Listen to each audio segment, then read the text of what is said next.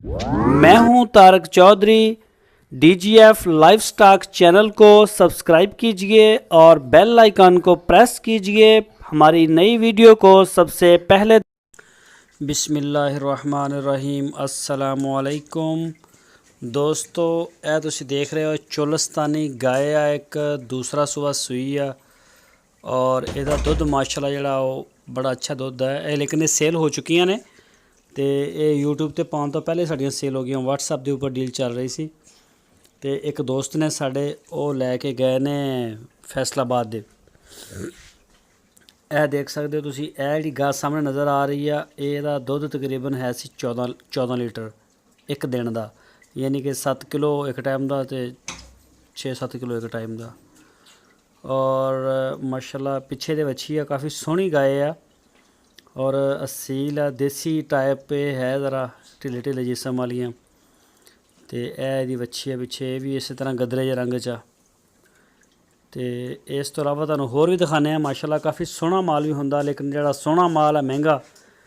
तो यह तुहानूं दिखाने एक हैगी है जी चोलस्तानी ब्रांड दे विच, यह भी चोलस्तानी कलर हैगा इहदा और यहदा तकरीबन 14 लीटर तो भी ज़्यादा दुध है सी। और इस 3 गाइयां ने, तिन्ने जिहड़ियां ने साढ़े दोस्त लैके गए ने फैसलाबाद दे। ते आप आके चवाई करके पसंद करके लैके गए ने। माशाल्लाह बहुत अच्छा रहा, मज़ा भी आया उन्होंने माल देने विच कि उन्होंने तसल्ली हो गई। अखां दे सामने 2-3 दफ़ा उन्होंने चवाई कर ली, जानवर भी वेख लिया।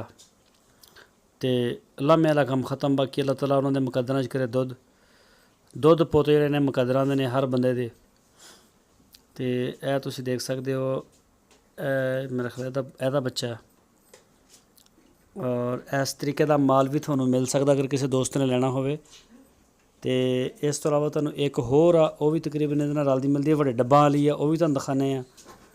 अगर मेरा कैमरामैन तुहानूं दिखा सके तो यह देख सकते हो दोस्तों, यह जिहड़ी है इहदा 22 लीटर के करीब दुध सी इस गाय का। और मेरा यह जिहड़ी है चोलस्तानी आ, तो ये पिछे बच्चा यदा है तीसरा सूआ सूई आ। तो ये जिहड़ी है ना, ये गाय भी माशाल्लाह बड़ी अच्छी है। तिन्ने गावां फैसलाबाद ही गई ने। साढ़े सबसक्राइबर भी सी चौधरी फैसल साहब, तो उन्होंने असीं एक दफ़ा फिर शुक्रिया अदा करते हैं कि सर उन्होंने एतमाद किया DGF लाइवस्टॉक चैनल के उपर। लेकिन असीं सब तो वड्डे शुक्रगुजार उन्होंने इस गल तो भी हाँ कि उन्होंने आप आके चवाई करके वो गाइयां लैके गए ने। तो इस वास्ते ये चीज़ मैनूं बहुत पसंद आई। जिहड़े वच्छे ने या वच्छियां ने, वो तो सानूं तुसीं बेशक कहो तो असीं उन्होंने ईरान भी भेज देंगे, क्योंकि उन्होंने किसी किस्म का कोई सानूं कोई क्लेम नहीं, कोई लामा नहीं, कोई ना दुध वधाउण ना घटाउण, इदां दा उन्होंने कोई मसला नहीं वच्छियां दा वच्छियां दा। जिहड़े दुध वाले जानवर ने ना, इन्हां दी तसल्ली जरूरी हुंदी है। तो बाकी इंशाअल्लाह अनकरीब ऐसी अपनी सर्विस जिहड़ी आ ओह ईरान के बार्डर तक तो अफगानिस्तान च भी देंगे। साढ़े कई दोस्तों नाल जिहड़े राबते हो रहे हैं, इंशाअल्लाह अनकरीब देंगे उन्होंने माल।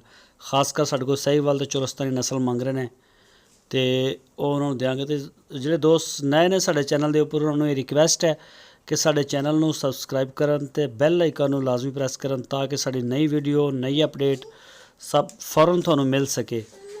तो साड़ी वीडियो तुहानूं अच्छी लगे तो लाइक करो। अगर तुसीं सानूं कोई राय देना चाहते हो तो कमेंट्स बॉक्स का इस्तेमाल करो। तो साड़ी वीडियो नूं अपने दोस्तों नाल फेसबुक WhatsApp ते ट्विटर अकाउंट दे विच लाजमी शेयर करते रहो तो साढ़े नाल प्यार बनाते रहो। साड़ा फेसबुक पेज भी है, वो पेज साड़ा तुसीं डिस्क्रिप्शन जाओ, सब तो उपर लिंक मिलेगा फेसबुक पेज का, वो भी फार सेल दियाँ मंडियां दी वीडियो तुहानूं मिलणगियां। तो दोस्तों बहुत मज़ा आया तुहाडे नाल। अपना बहुत सारा ख्याल रखना, फिर मिलांगे। अल्लाह हाफिज़।